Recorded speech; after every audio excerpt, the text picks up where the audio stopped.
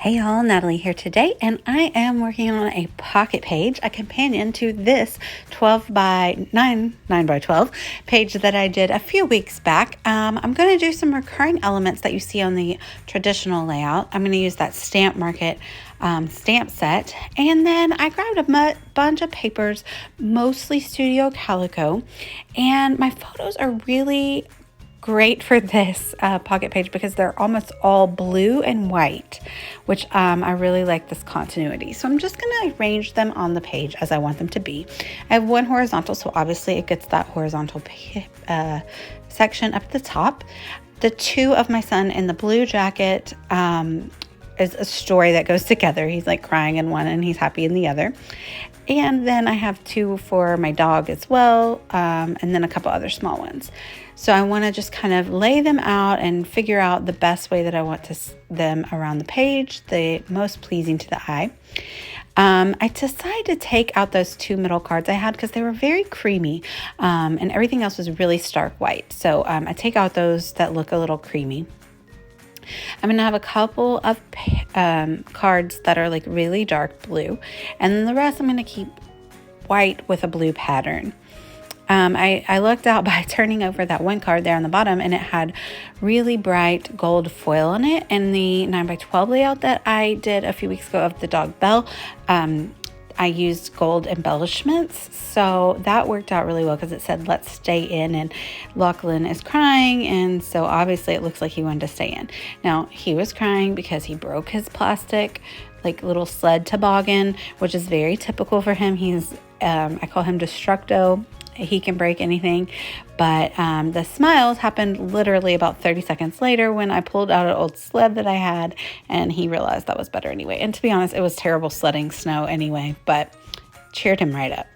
Anyway, I'm going to start stamping with my stamping platform with those, I think it's called Season Greetings is the name of the set from the Stamp Market. Now, I was thinking I was a genius because I just pulled that off, and I thought, oh, this is way easier to ink it up by taking the whole plastic cover off. And it would be great, except for very last thing here. I guess it was just off like a fraction of an inch, and it kind of did like a double. It did what a stamping platform is not supposed to do, and it stamped it wrong. So I had to redo them. And I won't die cut the top three at the top because you can't really tell in the camera, but it did like a double stamp and it didn't look good. So don't take it out. Just leave it where it is and move it up and down if you have the stamping platform.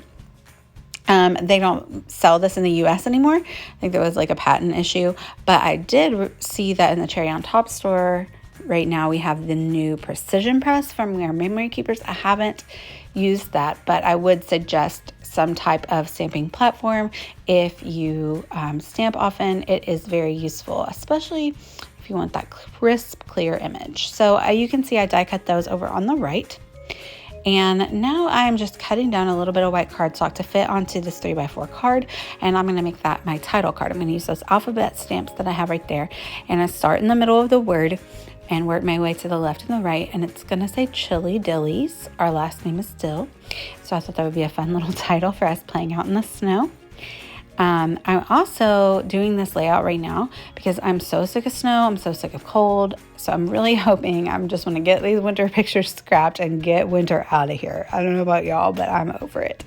I know it's only February, but over it. So we are out of snow days, and so they're going to start cutting into my summer if we have any more snow and they're out of school. And I can tell you they call school out if a flake doesn't even have to fall yet, and they'll call it out. So I did some snowflake stamping on that white cardstock to use as a journaling block, and I added one of the gold stickers as a title, and then I'm going to handwrite my journaling, and then I'm going to go through with a little ruler and draw a line under them. Just, I don't know, I think it adds a little bit of interest. It was a little bit boring, and that was a way to add some interest to the journaling, make it, I don't know, look better. I don't know. I can't articulate why it looks better, but I like it that way. So I'm backing a few photos with white cardstock here, and then I'm going to stick them down. That blue card up at the top right, that's just a phrase that I probably would not use, but the blue is the perfect color. So I'm just covering it up with the photo, and that's fine too. You know, like if you get something maybe in a kit or something that you're not necessarily going to use, like try to repurpose it, use it as a layering piece or something, so you can stretch it and use it. So I'm going to just layer up a few of those die cuts onto this pattern paper card. And that will be a little nod to the stamping that I did on the 9x12. I'm going to use a couple more. I think about using them there, but I don't. I move them over to under Chili Dillys, and I'm going to stick them over there. And so I have it just in a couple little places around the page. And that little plaid paper is from Catherine Puller. Oh, I dropped it with full adhesive on it right under Lachlan's face there. And I'm working to get it off, but it doesn't happen. So now you know why that is moved to the side. It'll be in the original or in the final photos. I did reprint it because there was so much adhesive on his face and it was not coming off. So I do reprint that and I replace it, and that's what you see in the final photos. That's a bummer when that happens, right? I should be more careful. So I just turned that one upside down because I had the white block at the top on the stamped image card. So I just wanted it to look a little bit different. So I put the white block at the bottom, and then she was frolicking. And so that was the perfect little gold sticker to put. Those are from Citrus Twist Kits. And I like the unique phrases like family capers. That's a unique phrase that you don't really see a lot. So I like that. I'm a words girl. So I love a good title, a good pun, and just interesting words that you may not always think of. So he's crying in that photo. So I put a little snowman sticker, and then I get my letter alphas out and I put the word sad. So he's a sad snowman in that picture. But again, don't worry. It turned around really quick. And obviously I was taking a picture of him because he was being a little dramatic. So he's fine. It's fine. I'm sure like in a couple of years he would be super mad about that.